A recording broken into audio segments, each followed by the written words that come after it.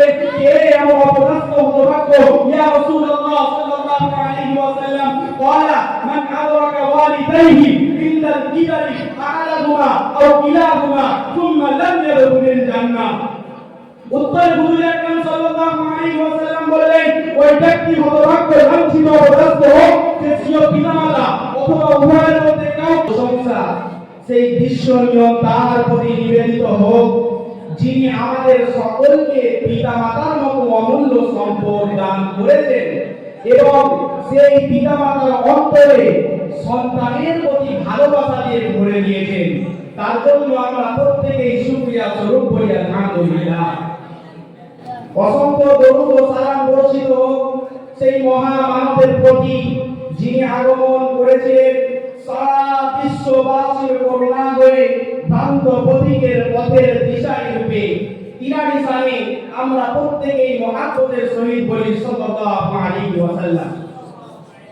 অতঃপর আজকের এই বাৎসরিক আঞ্জুমানের সমাপনী সভার স্বনামধন্য মহামান্য সম্মানীয় সভাপতি সাহেব এবং উপবিষ্ট আমার শ্রদ্ধেয় সম্মানীয় শিক্ষক মণ্ডলীগণ এবং আজকের এই প্রতিযোগিতার সম্মানীয় বিচারক মণ্ডলীগণ ও আমার সম্মুখে বসে থাকা আমার গ্রামের সাথী ভাইরা সকলকে আমি আন্তরিক সালাম ও শুভেচ্ছা জানিয়ে আজকের বয়ান প্রতিযোগিতার আলোচ্য বিষয়সমূহের মধ্যে সন্তানের প্রতি পিতামাতার হক তথা অধিকার সম্পর্কে কুরআন ও হাদিস থেকে কিছু আলোকপাত করব ইনশাআল্লাহ। সম্মানীয় বন্ধুগণ, সন্তানের প্রতি পিতামাতার হক তথা অধিকার সংক্রান্ত আলোকপাত করার সুপ্রাঙ্গে মহানবী সাল্লাল্লাহু আলাইহি ওয়াসাল্লামের সেই অমূল্য বাণীর কথা স্মরণ হয়ে যায়। ইবনে মাজাহ শরীফ হযরত উমামা রাদিয়াল্লাহু আনহু বর্ণনা করেন ইন্না রাজুলান ক্বালা ইয়া রাসূলুল্লাহ মা হাক্কুল ওয়ালিদাইনি আলা ওয়ালাদিহিমা। অর্থাৎ এক ব্যক্তি হুজুর আকরাম সাল্লাল্লাহু আলাইহি ওয়াসাল্লামকে জিজ্ঞাসা করলেন ইয়া রাসূলুল্লাহ সন্তানের উপর পিতামাতার হক তথা অধিকার কি? قال رسول الله صلى الله عليه وسلم هما جنتك أو نارك। উত্তরে হুজুর আকরাম সাল্লাল্লাহু আলাইহি ওয়াসাল্লাম বললেন তারা উভয় তোমার জন্য জান্নাত অথবা জাহান্নাম। অর্থাৎ তাদের আনুগত্য ও সেবা যত্নে বেহেশত নামক স্থান পাওয়া যায় আর তাদের সহিত অশ্লীল ও অসন্তুষ্টি ব্যবহার মানুষকে জাহান্নামে পৌঁছে দেয়। সম্মানীয় বিচারক মণ্ডলী, শুধু তাই নয়, পিতামাতার আনুগত্য ও সেবা যত্নের গুরুত্ব সম্পর্কে বলা হয়েছে যতক্ষণ পর্যন্ত জিহাদ ফরজে আইন না হয়, ফরজে কিফার স্তরে থাকে, তখন পিতামাতার অনুমতি ব্যতীত সন্তানের জন্য জিহাদে যোগদান করা বৈধ নয়। দৃষ্টান্ত স্বরূপ, প্রমাণ স্বরূপ বুখারী শরীফে আব্দুল্লাহ ইবনে ওমর রাদিয়াল্লাহু আনহু বর্ণনা করেন যা রাজুলুন ইলা রাসূলিল্লাহি সাল্লাল্লাহু আলাইহি ওয়াসাল্লাম ফাকালা ইন্নী ইউরিদুল জিহাদ। অর্থাৎ জনৈক ব্যক্তি হুজুর আকরাম সাল্লাল্লাহু আলাইহি ওয়াসাল্লামের নিকট জিহাদের অনুমতি নেওয়ার জন্য উপস্থিত হয়। ক্বালা রাসূলুল্লাহ সাল্লাল্লাহু আলাইহি ওয়াসাল্লাম আহাইজুন আবাইতা। হুজুর আকরাম সাল্লাল্লাহু আলাইহি ওয়াসাল্লাম জিজ্ঞাসা করলেন তোমার পিতামাতা জীবিত আছে কি? ক্বালা নাআম। সেই ব্যক্তি বললেন জি হ্যাঁ, আমার পিতামাতা জীবিত আছে। ক্বালা রাসূলুল্লাহ সাল্লাল্লাহু আলাইহি ওয়াসাল্লাম ফাফিহিমা ফাজাহিদ। রাসূল আকরাম সাল্লাল্লাহু আলাইহি ওয়াসাল্লাম বললেন তাহলে যাও তুমি তাদের খিদমত বা সেবা যত্নে আত্মনিয়োগ করে জিহাদ করো। অর্থাৎ তাদের সেবা যত্নের মাধ্যমে তুমি জিহাদের সওয়াব পেয়ে থাকবে। সুবহানাল্লাহ। বিশ্ব নবী সরকারে দো আলম সাল্লাল্লাহু আলাইহি ওয়াসাল্লাম পিতামাতার মর্যাদা কতই না উচ্চ স্থান দিয়েছেন। পক্ষান্তরে দুনিয়ার বুকে আল্লাহ তাআলার স্নেহ মমতার মূল্যবান নিদর্শন হলো পিতামাতার সমাজ জীবনে সন্তানের প্রতি সর্বাপেক্ষা বেশি অনুগ্রহ পিতামাতা নয়, সুতরাং তাদের অভিভাবক সন্তানের উপর সর্বাপেক্ষা বেশি। এই জন্যই আল্লাহ তাআলা পবিত্র কোরআনে স্বীয় কৃতজ্ঞতা ও শুকরিয়ার নির্দেশের সঙ্গে সঙ্গে পিতামাতার হক তথা অধিকার আদায় করার কথা সুস্পষ্ট এবং কঠোরভাবে নির্দেশ দিয়েছেন।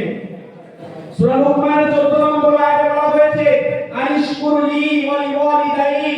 অর্থাৎ তোমরা শুকরিয়া আদায় করো এবং তোমার পিতামাতার শুকরিয়া আদায় করো। উল্লেখিত আয়াত দ্বারা এই কথা প্রমাণিত হয় যে আল্লাহ তাআলার ইবাদত উপাসনার পর পিতামাতার আনুগত্য অধিকার সর্বাধিক গুরুত্বপূর্ণ।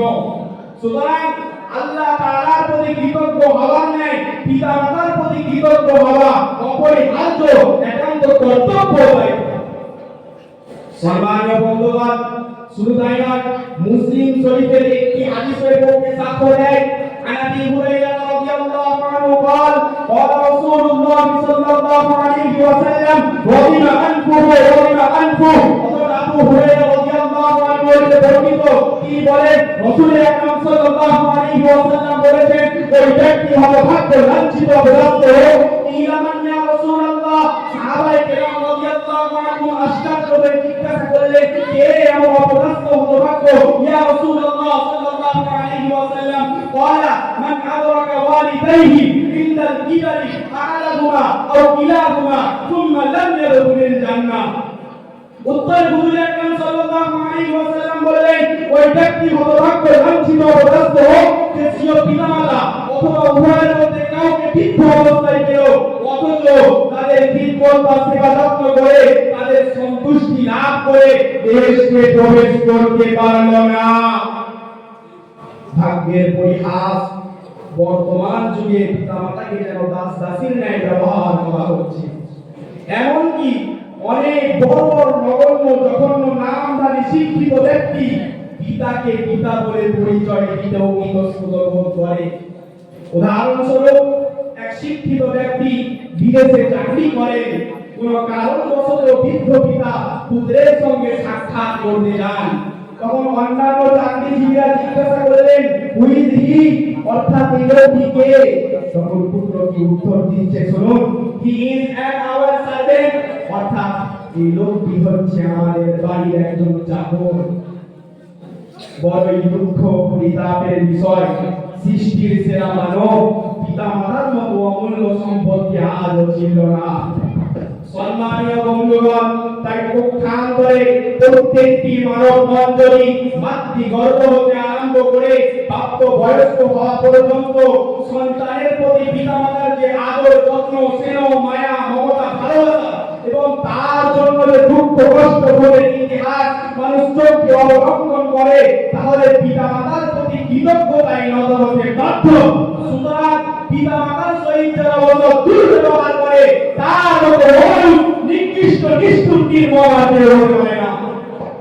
সম্মানীয় বন্ধুগণ, শুধু তাই নয়, এইভাবে যদি পিতামাতার হক সম্পর্কে আলোচনা করা যায় তাহলে সামান্য 8 মিনিট নয়, ঘন্টার পর ঘন্টা কেটে যাবে, তবুও আলোচনা শেষ হবে না।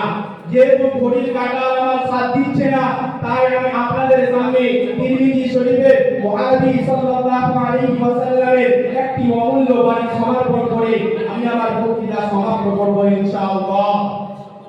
রিদা রাব্বি ফি রিদাল ওয়ালিদাইন ওয়া সাহতু রাব্বি ফি সাহতিল ওয়ালিদাইন, অর্থাৎ পিতামাতার সন্তুষ্টিতে আল্লাহ তাআলা সন্তুষ্ট, আর পিতামাতার অসন্তুষ্টিতে আল্লাহ তাআলা অসন্তুষ্ট। সম্মানীয় বন্ধুগণ, এই কথার ভাবার্থ আদায় করতে গিয়ে একজন কবি উর্দু ভাষায় খুব সুন্দর একটি কবিতা লিখেছেন कि हर वीर के पीछे एक साथ होती है, कि हर वीर के पीछे एक साथ होती है, हर बाप के पीछे एक राज होती है। बदल जाती है किस्मत उनकी, बदल जाती है किस्मत उनकी, जिनके सर पर माँ बाप का हाथ होती है। তাই আমরা প্রত্যেকে খোদা দরবারে ব্যাকুল চিত্তে প্রার্থনা করি, হে আল্লাহ, আমাদের সকলকে পিতামাতার হক আদায় করার এবং তাদের সন্তুষ্টি লাভ করার তৌফিক দিন। আমিন।